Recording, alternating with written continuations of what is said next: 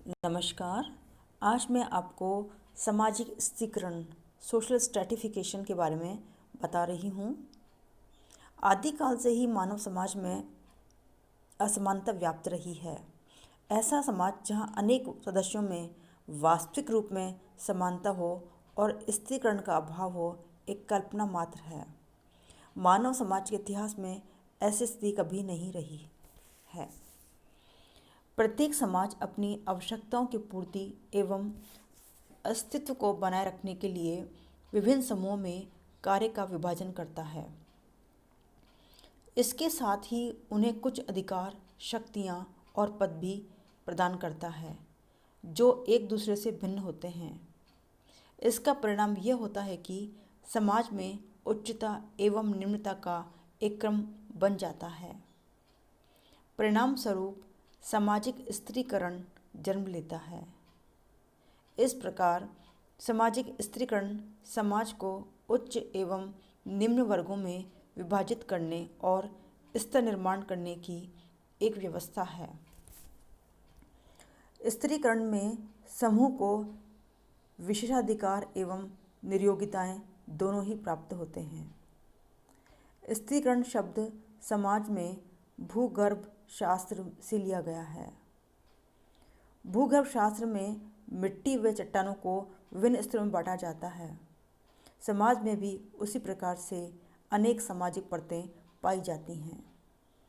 प्रत्येक समाज अपनी जनसंख्या और आय, व्यवसाय, संपत्ति, जाति, धर्म, शिक्षा, प्रजाति एवं पदों के आधार पर निम्न एवं उच्च श्रेणी में विभाजित करता है। प्रत्येक विभाजन एक परत के समान है और ये सभी परतें जब उच्चता एवं निम्नता के क्रम में रखी जाती हैं तो सामाजिक स्थिरीकरण के नाम से जानी जाती हैं। रेवंड मूरे के अनुसार स्थिरीकरण उच्चतर एवं निम्नतर सामाजिक इकाइयों में समाज का क्षैतिज विभाजन है।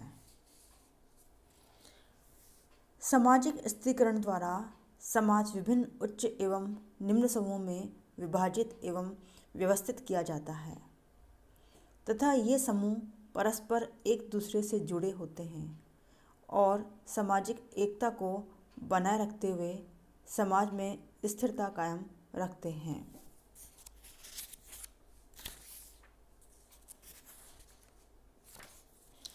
सामाजिक स्थिरीकरण की विशेषताएं। सामाजिक स्थिरीकरण की प्रकृति सामाजिक है।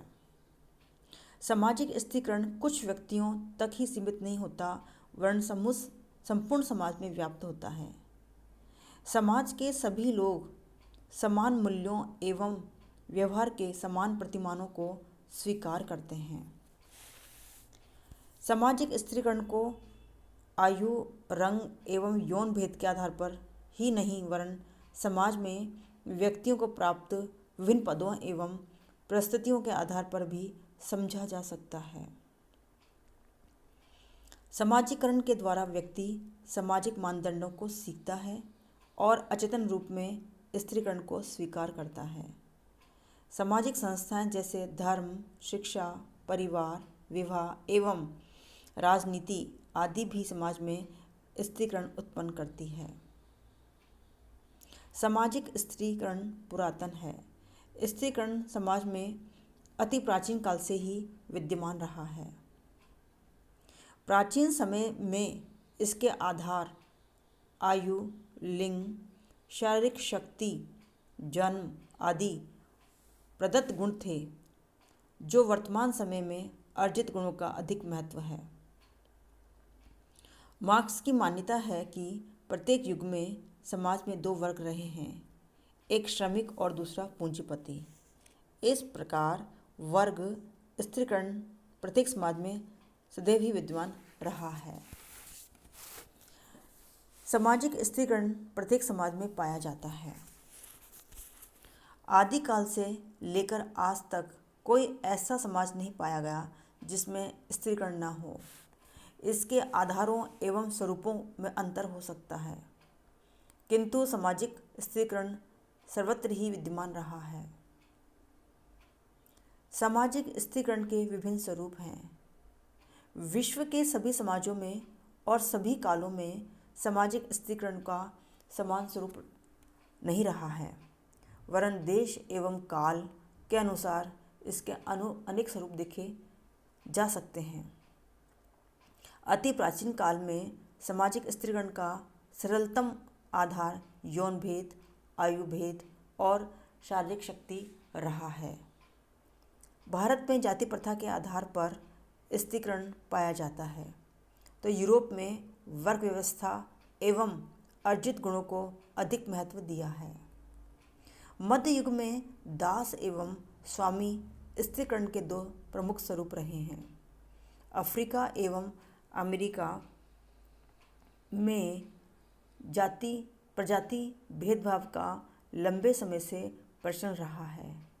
इस प्रकार सभी समाजों में स्त्रीकरण का प्रचलन किन्हीं सामान्य नियमों द्वारा न होकर स्थान, परिस्थिति एवं संस्कृति द्वारा प्रभावित रहा है। सामाजिक स्त्रीकरण परिणामिक है। ट्यूमिन कहते हैं कि सामाजिक स्त्रीकरण परिणामिक है। यह समाज में असमानता उत्पन्न करता है। इस असमानता को हम जीवन जीने के अवसर या जीवन शैली में देख सकते हैं। प्रत्येक व्यक्ति के जीवन जीने के अवसर एवं शैली स्त्रीकरण के स्वरूपों के आधार पर भिन्न भिन्न होते हैं। किसी व्यक्ति को कितनी शक्ति, संपत्ति एवं मानसिक संतोष प्राप्त होगा, ये समाज में उसके स्तर पर निर्भर है। विभिन्न स्तरों में मृत्यु दर, लंबी आयु, शारीरिक एवं मानसिक रोग, संतानों की संख्या, वैवाहिक संघर्ष, तलाक, पृथकता आदि की मात्रा में भिन्नता पाई जाती है। एक व्यक्ति किस प्रकार के मकान एवं पड़ोस में रहेगा, किस प्रकार के मनोरंजन के साधन अपनाएगा, माता पिता से उसके संबंध कैसे होंगे, किस प्रकार की शिक्षा एवं पुस्तकों का वह प्रयोग करेगा, यह उसके सामाजिक स्तर पर निर्भर करता है। प्रत्येक स्तर के जीवन अवसर एवं शैली में भिन्नता पाई जाती है। मानव ने आदिकाल से ही समाज में समानता पैदा करने एवं विभिन्नता को समाप्त करने का प्रयास किया है। समाजवादी समाज की स्थापना उसकी इतनी कल्पना पर निर्भर है, किंतु वास्तव में ऐसे समाज की स्थापना संभव नहीं, क्योंकि सामाजिक संरचना का निर्माण विभिन्न उच्च एवं निम्न परिस्थितियों में होता है। इन परिस्थितियों पर विभिन्न व्यक्तियों को बैठाकर उनसे कार्य लेना पड़ता है। विभिन्न परिस्थितियों को धारण करने के लिए भिन्न भिन्न योग्यता वाले व्यक्तियों की आवश्यकता होती है और पदों के अनुरूप कार्य करने की प्रेरणा भी लोगों को देनी होती है। इसके लिए समाज में स्त्रीकरण को जन्म देना होता है। दूसरे शब्दों में हम ये कह सकते हैं कि स्त्रीकरण लोगों को पद प्राप्त करने एवं उनके अनुरूप भूमिका निभाने की प्रेरणा देता है। समाज में स्त्रीकरण की आवश्यकता निम्न कारणों से उत्पन्न होती है। समाज अपनी आवश्यकताओं की पूर्ति के लिए विभिन्न पदों की रचना करता है। विभिन्न पदों के लिए विभिन्न प्रकार की योग्यता एवं क्षमता की आवश्यकता होती है। किसी पद के लिए अधिक प्रशिक्षण देना होता है तो किसी के लिए कम। कोई पद अधिक जिम्मेदारी वाला है तो कोई कम। पद एवं दायित्व के अनुसार ही समाज लोगों को कम या अधिक पुरस्कार प्रदान करता है। इस कारण समाज में भेदभाव एवं उच्चता निम्नता का क्रम पैदा होता है और समाज विभिन्न स्तरों में विभक्त हो जाता है। इस स्त्रीकरण को रोका नहीं जा सकता। यहाँ तक कि साम्यवादी देशों में भी पदों एवं दायित्वों की भिन्नता के अनुसार पुरस्कारों में भिन्नता पाई जाती है और वहाँ पर भी सामाजिक स्त्रीकरण देखने को मिलता है। प्रत्येक पद पर ऐसे आदमी बढ़ाने होते हैं जो अपने पद के उत्तरदायित्व को अच्छी तरह से निभा सकें, परिश्रम एवं लगन द्वारा अपने कर्तव्य का पालन कर सकें। इसलिए ही समाज विभिन्न पदों के लिए विभिन्न प्रकार के पुरस्कारों की व्यवस्था करता है और लोगों को उनकी योग्यता, बुद्धि एवं रुचि के अनुसार विभिन्न पद प्रदान करता है। इस प्रकार पदों का विभाजन एवं प्रत्येक पद के लिए विशिष्ट पुरस्कार समाज का आवश्यक अंग है और इसे ही स्त्रीकरण कहते हैं।